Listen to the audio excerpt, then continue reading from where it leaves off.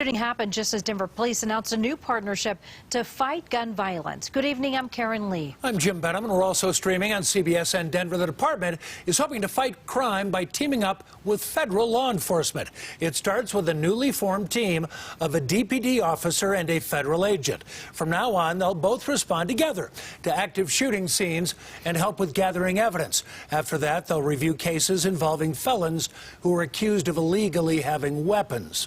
We believe that this will help us reduce the shootings, reduce the homicides that have occurred within our city, and help us keep our city safe.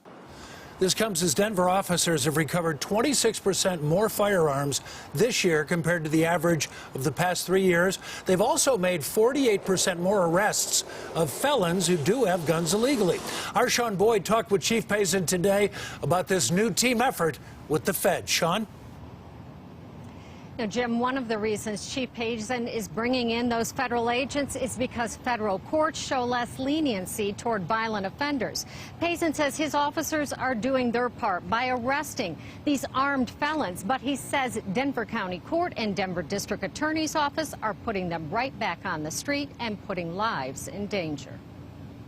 Bradley Whittick, a poster child for the problem. He's been arrested 9 times in 5 years, twice for having a gun as a convicted felon. In federal court, he'd face up to 10 years in prison. In Denver County Court, he was released without even having to post bond in most cases. We need accountability for individuals who should not have weapons in the first place. Denver Police Chief Paul Pazen says a third of the people arrested for homicide last year were out on parole at the time, most of them convicted felons. While felons are by law prohibited from having a gun, Pazen says his officers are arresting a record number of armed felons, 415 so far this year compared to 280 on average over the last 3 years. And homicides, he says, are up 50% over the 3-year average. In 27 years as a Denver police officer, I have not seen this type of challenge that we're facing right now, as well as the increase in crime.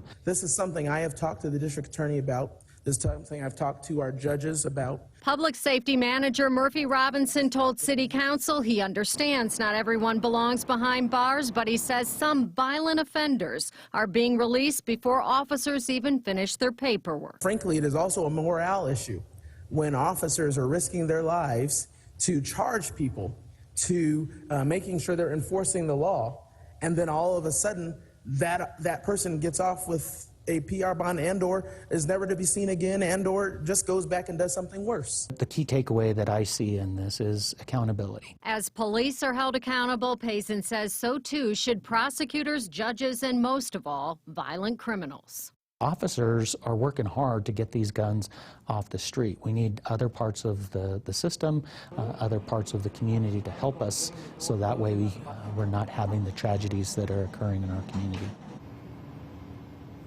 The Denver District Attorney's Office told me prosecutors are asking for high bonds and they're being denied, but public safety officials say they have viewed court footage and that is simply not the case.